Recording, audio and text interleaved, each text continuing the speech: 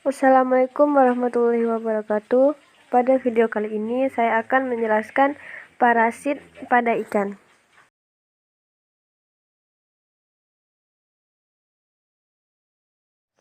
Yang pertama, penyakit bintik putih. Penyakit bintik putih atau yang biasa disebut dengan white spot disebabkan oleh protozoa Ichthyopterus multifilus. Penyakit ini sangat mudah untuk menular, apalagi ketika musim hujan, ketika temperatur turun menjadi 20-24 derajat Celcius. Dalam 48 jam, pada suhu 25-27 derajat Celcius, parasit ini harus menemukan inang baru. Sedangkan pada musim kemarau, serangannya bersifat sporadis. Bagian tubuh ikan yang paling sering diserangnya adalah bagian eksternal, terutama lapisan lendir kulit, sirip, dan insang. Jika sudah menyerang insang, protozoa ini akan merusak fungsi insang sehingga proses pertukaran gas seperti oksigen, karbon dioksida, dan amonia menjadi terhambat. Cara penyebarannya, jika kondisi lingkungan memungkinkan, protozoa ini akan tinggal di tubuh ikan selama 8 hari. Pada saat itu, ia sudah mencapai individu dewasa, mampu berkembang biak. Individu yang telah dewasa akan segera melepas diri dari tubuh ikan dan hidup melayang-layang di dalam air untuk mencari tempat baru yang disukainya, seperti batu, tumbuhan, pematang, atau tanggul kolam, dinding akuarium, dan benda-benda lainnya. Setelah menempel pada benda yang disukainya, individu tersebut akan membentuk seluruh tubuhnya.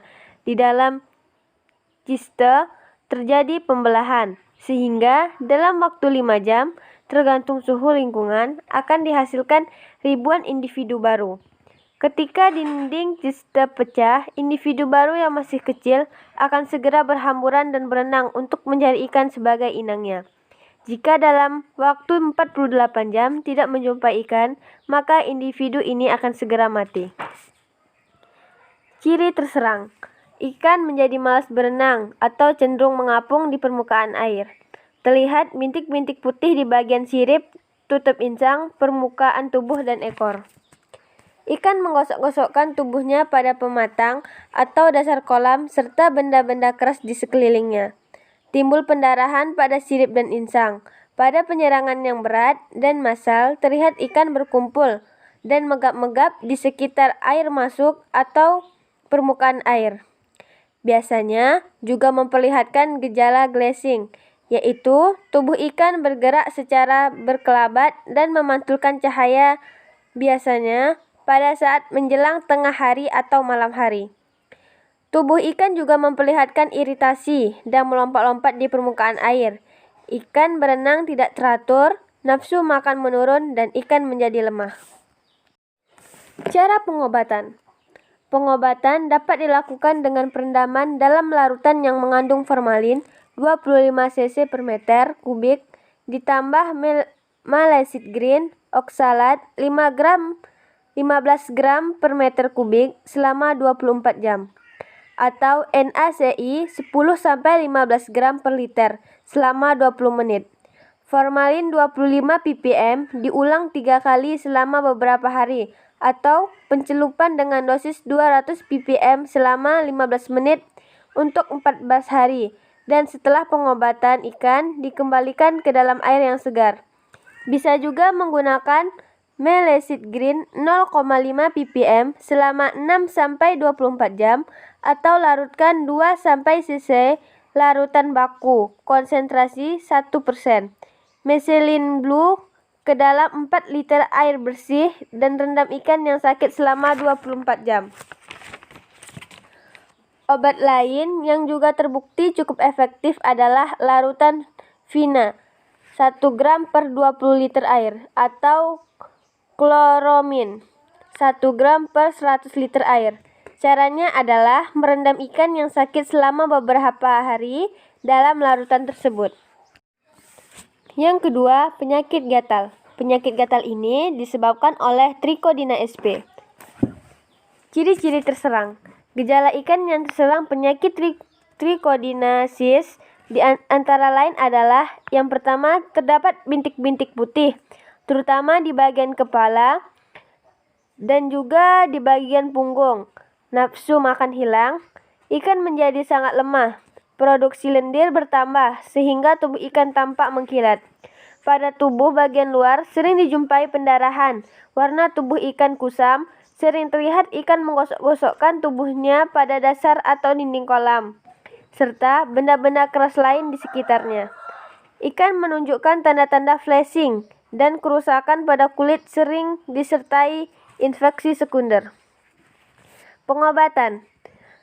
Diobati dengan merendam ikan dalam larutan formalin 40 ppm selama 24 jam di kolam atau bak, 150 sampai 200 ppm selama 15 menit atau 15 ppm selama 24 jam.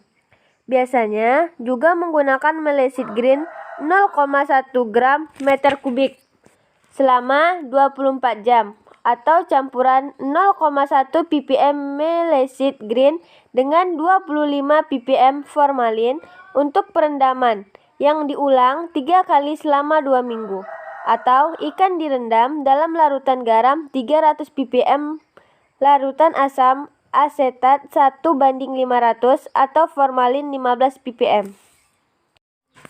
Yang ketiga, Myxosphaeria disebabkan oleh Myxobulus sp, Myxoma sp, Haeneguia sp, dan T. lohanellus sp. Ciri-ciri terserang penyakit pada parasit Myxobulus sp yaitu timbulnya bintil berwarna kemerah-merahan, terdapat benjolan pada insang. Pada parasit Myxoma sp yaitu punggung ikan terjadi pembengkakan. Pada Haeneguia sp yaitu ditemukan kista di dalam atau antara organ pernapasan dan dapat menimbulkan pembengkakan jaringan. Yang selanjutnya, T. lohanellus sp yaitu ditemukan bisul berwarna putih seperti kista terdapat di bawah kulit dengan diameter 1-2 mm. Ditemukan pada organ lain seperti insang, hati, ginjal, dan dinding usus. Cara pengobatan. Hingga kini belum ditemukan bahan kimia yang efektif untuk memberantas penyakit ini. Pencegahan dilakukan dengan penggunaan sistem filter dan penundaan masa tebar. Kolam yang terserang didesinfeksi dengan melakukan pengeringan dan pengapuran sebanyak 25 kg per hektar dan dibiarkan selama seminggu hingga kering untuk membunuh parasit. Ikan yang telah terserang myxophoresis sebaiknya dimusnahkan dengan cara mengubur atau membakarnya. Yang keempat, Lerniasis, yang disebabkan oleh parasit Lernia sp. Jenis Lernia yang banyak ditemukan menyerang ikan air tawar adalah Lernia cyprinacea, yaitu sejenis udang renik yang berbentuk bulat panjang seperti cacing. Parasit ini merupakan penyebab penyakit Lerniasis. Penyakit Lerniasis disebabkan oleh Lernia sp, yang lebih dikenal dengan nama cacing jangkar atau anchorworm. Sebenarnya, Lernia sp tidak termasuk golongan cacing, akan tetapi jenis udang renik yang berbentuk bulat panjang seperti cacing dan memiliki cengkraman seperti jangkar, sehingga disebut cacing jangkar. Jenis Lernia banyak ditemukan menyerang ikan air tawar, yaitu dari spesies Lernia cyprinacea. Lernia sp biasanya melekat di insang, tubuh, ataupun sirip dan merupakan parasit eksternal yang sering dijumpai pada ikan mas hias dan ikan air tawar lainnya. Selain Lernia sp, terdapat krustasea lainnya seperti Ergasius sp dan Argus sp yang juga menyerang ikan air tawar ataupun laut. Gejala klinis serangan Lernia sp antara lain ikan yang terserang mengalami luka pada tubuhnya dan terlihat jelas cacing jangkar yang menempel dengan kuat pada bagian badan, sirip, insang, dan mata. Pembengkakan, sisik terkelupas, dan nekrosis. Penurunan berat tubuh perkembangan gonad terhambat, terdapat ulser atau borok, mengalami kesulitan bernafas, dan sangat memungkinkan serangan sekunder dari bakteri atau jamur infeksius lainnya. Pengendalian penyakit ini. Yang pertama, pengendapan dan penyaringan air masuk. Yang kedua, pemusnahan ikan yang terinfeksi dan pengeringan dasar. Yang ketiga, kolam yang diikuti dengan pengapuran. Yang keempat, perendaman dengan yang pertama, larutan formalin pada 250 ppm selama 15 menit. Yang kedua, larutan abate pada dosis 1 ppm untuk akuarium dan 1,5 ppm untuk kolam. Yang ketiga, larutan diklorvos 0,2 mg per liter selama 24 jam atau lebih setiap minggu selama 4 minggu berturut-turut. Penyakit kutu ikan nampak dengan adanya bercak merah pada bagian sirip, kulit, dan insang. Ikan terlihat kurus seperti si kutu menyerap darah ikan. Cara pengobatannya, ikan yang terinfeksi direndam dalam larutan garam dapur NaCl dengan dosis 20 gram per liter air selama 15 menit. Yang keenam, Dextriogiriasis. Penyakit Dextriogiriasis disebabkan oleh Dextylogirus sp. Organisme parasit ini tergolong cacing monogenea. Cacing ini bentuknya pipih dan pada ujung badannya dilengkapi dengan alat yang berfungsi sebagai pengait dan alat pengisap darah. Dextylogirus menghasilkan telur berwarna coklat muda. Dextylogirus sp lebih suka menyerang insang ikan. Ikan yang diserang parasit ini biasanya akan menjadi kurus dan kulitnya tidak kelihatan bening lagi. Kulit juga terlihat pucat, bintik-bintik merah di bagian tubuh tertentu. Produksi lendir tidak normal dan pada sebagian atau seluruh tubuh berwarna lebih gelap. Pengobatan ikan yang terserang dilakukan dengan perendaman dalam larutan garam dapur atau NaCl 12,5 sampai 13 gram per meter kubik selama 24 sampai 36 jam atau NaCl 2% selama 30 menit. Juga dapat dilakukan dengan menggunakan larutan formalin 40 ppm selama 24 jam di kolam atau bak atau 250 ppm selama 15 menit atau mesilin blue 3 gram meter kubik selama 24 jam dan atau KMN 04 0,01% selama 30 menit. Perendaman juga dapat dilakukan pada larutan amonium 1:2000 selama 5-15 menit sudah cukup efektif untuk memberantas cacing ini. Cara membuat larutan amonium 1:2000 adalah dengan mencampurkan 10 bagian amonium ke dalam 90 bagian air bersih. Selanjutnya, 5 cm kubik larutan ini dicampurkan ke dalam 1 liter air sehingga berbentuk larutan 1:2000. Yang terakhir, Gyrodactyliasis. Biasanya menyerang kulit dan sirip ikan. Ikan yang terserang gejalanya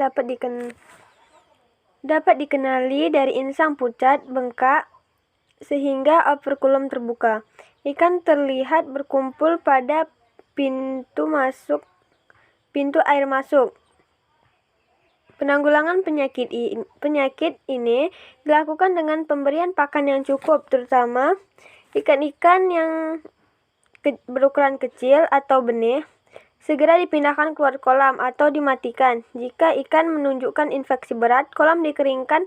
Bila mungkin setelah kering 2-3 hari, dasar kolam diberi kapur CaO dengan dosis 25 kg per hektar.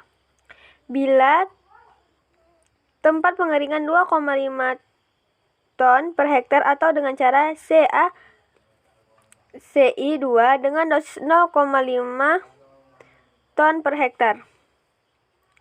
Dapat juga dilakukan metode desinfeksi dengan menambahkan mesilin blue ke air kolam dengan dosis 1 gram per meter kubik. Padat penebaran ikan juga perlu diperhatikan agar tidak terlalu padat. Sedangkan pengobatan ikan yang sudah terserang dilakukan dengan perendaman dalam larutan garam dapur NaCl 12,5 sampai 13 gram per meter kubik selama 24 sampai 36 jam atau NaCl 2% selama 30 menit. Juga dapat dilakukan dengan menggunakan larutan formalin 40 ppm selama 24 jam di kolam bak atau 250 ppm selama 15 menit atau methylene blue 3 gram per meter kubik selama 24 jam dan atau KMNO 4 0,01% selama 30 menit. Sekian penjelasan dari saya. Assalamualaikum warahmatullahi wabarakatuh.